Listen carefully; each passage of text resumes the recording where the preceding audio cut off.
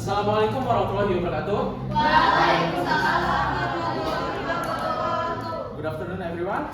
Good afternoon. How are you today? Alhamdulillah. Okay. So, kalian pernah nggak sih dengar kata-kata barang ini dibuat di Cina, atau barang ini dibuat di Jepang, atau bahkan barang ini dibuat di Amerika Serikat? Pernah nggak?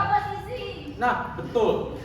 Jadi kata-kata tersebut termasuk ke dalam passive voice. Nah, materi kita hari ini adalah active dan passive voice. Yang pertama, apa sih itu active dan passive voice?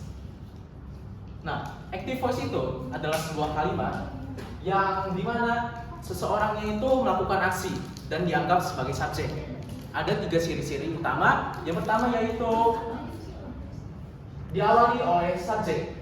Yang kedua, setelah subjek diikuti oleh verb, objek, ataupun to be. Terus yang ketiga, si subjeknya itu benar-benar melakukan suatu kata kerja. Nah, selanjutnya ada structure-nya yang gampang banget, yaitu subjek diikuti oleh verb dan diikuti oleh objek. Di sini aku punya 3 contoh. Yang pertama, I am eating a banana. Yang pertama, subjeknya mana coba? I. Terus verbnya? Eating. Ya, terus objeknya? Banana. Pintar. Terus yang kedua ada she always wish for me. Coba subjeknya yang mana? She. Terus verbnya? Ways. Di sini always itu sebagai keterangan, lalu diikuti oleh verbnya itu ways. Terus objeknya yang mana coba? Nah, tuh. Terus yang terakhir ada I saw him yesterday. Subjeknya siapa? I. Verbnya? Saw. Terus objeknya? He. Nah, siapa di sini yang bisa ngasih aku contoh satu kalimat aktif coba? Nah, coba kamu satu contoh kalimat aktif. I read book. Oke, betul. Terus sampai sini ada yang bertanya nggak mengenai active voice? Atau sudah jelas? Jelas. Selanjutnya kita akan bahas tentang passive voice. Nah, passive voice ini ada sedikit beda, yaitu sebuah kalimat di mana orangnya itu atau objeknya itu dipengaruhi oleh kata kerja. Terus strukturnya juga ini menurut aku agak gampang ya. Yang pertama, objek diikuti oleh to be, diikuti oleh verb 3 atau kata kerennya itu past participle. Lalu ini adalah opsional juga, diikuti oleh by, lalu diikuti oleh subjeknya. Nah, di sini ada beberapa contoh dari passive voice dalam beberapa tenses. Di sini ada seperti simple present tense, simple past tense, present perfect tense, present continuous tense, ataupun future simple tense. Nah, yang pertama itu adalah misal simple present tense yang menggunakan to be-nya itu is, are, yang dimana is itu untuk he, she, dan it, am untuk I, dan are untuk you, we, they. Nah, misal contohnya itu past participle-nya cleaned. Contoh kalimatnya, the room is cleaned. Nah, by him-nya ini opsional. Kalau mau dimasukin juga nggak apa-apa, nggak dimasukin juga nggak apa-apa. Selanjutnya ada simple past, di mana to be-nya itu was untuk he, she, it, dan were untuk you, we, they. Nah, contohnya lagi adalah cleaned. Terus the room was cleaned by him yesterday. Yang ketiga ada present perfect yang menggunakan have been dan has been. Have been untuk I, you, we, they, dan has been untuk he, she, it. Contohnya lagi, the room has been cleaned. Terus ada present continuous tense yang contohnya itu maksudnya kayak saya sedang, itu namanya present continuous. Yang menggunakan to be is being, am being, ataupun are being. Contohnya, the room is being cleaned by him right now. Dan yang terakhir, aku punya future simple tense yang menggunakan will be. Nah, past participle itu lagi cleaned, dan contohnya, the room will be cleaned by him tomorrow. Nah, gimana sih caranya mengubah dari active ke passive voice? Itu sebenarnya gampang juga sih. Yang pertama ini adalah active-nya, she wrote the email. Di sini ada subjek, diikuti oleh verb, lalu diikuti oleh objeknya. Nah, cara mengubah ke pasifnya di si objek diletakkan di awal kalimat menjadi di email diikuti oleh to be dan past participle atau verb tingkat tiganya yaitu was written lalu diikuti oleh subjeknya dan ini opsional ya yaitu by her. Bisa kalian lihat dari wrote yaitu verb past tense atau verb tingkat 2 diubah menjadi verb tingkat 3 atau past participle yang diikuti oleh to be yaitu was written. Terus kapan sih kita menggunakan passive voice? Yang pertama, ketika pelakunya itu tidak diketahui atau nggak penting. Contohnya, the window was broken. Di sini windownya itu sudah rusak. Windownya itu dirusak. Nah, oleh siapa? Nah, itu nggak penting. Dia juga nggak tahu window ini dirusak oleh siapa. Terus yang kedua, ada kamu mau menekankan aksi atau hasilnya. Terus contohnya itu the exam papers was submitted on time.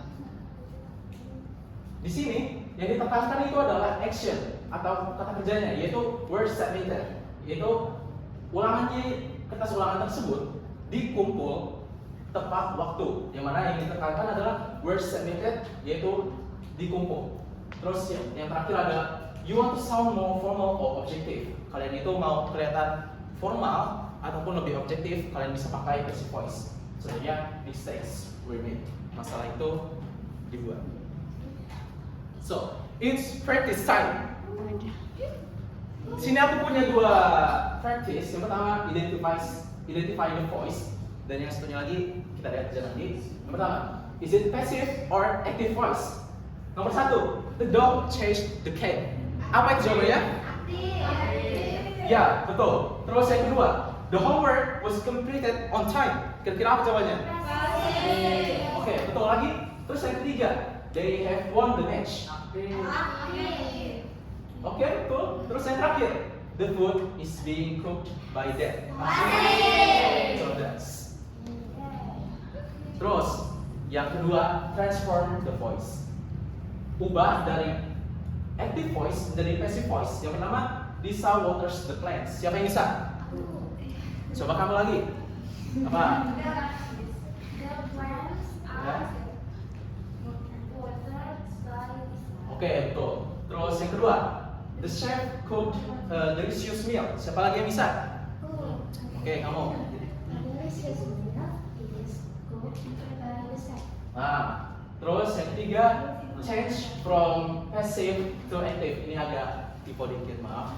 Yang ketiga itu the book was written by her. Siapa yang bisa? Ya, coba kamu lagi apa Pak?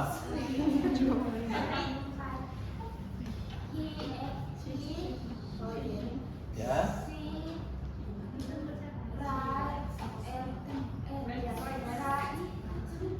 Wrote karena was ini past tense. Wrote.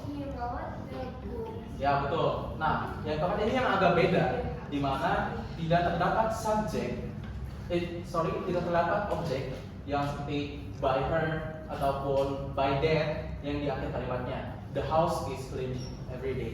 Nah, kalau konteksnya kayak gini, kalian bisa menggunakan subjek apapun yang mana masih nyambung gitu. Misalnya the house is clean every day.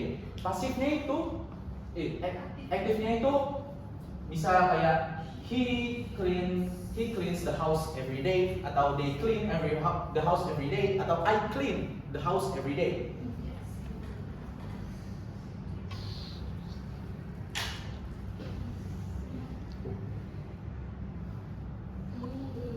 Nah, nggak kerasa kita udah di ujung kelas aja nih. Kira-kira siapa coba yang bisa nyimpulin materi hari ini? Bakal aku kasih coklatos. Nah, siapa coba? Nah, kamu mau maju ke depan? Aku di situ aja.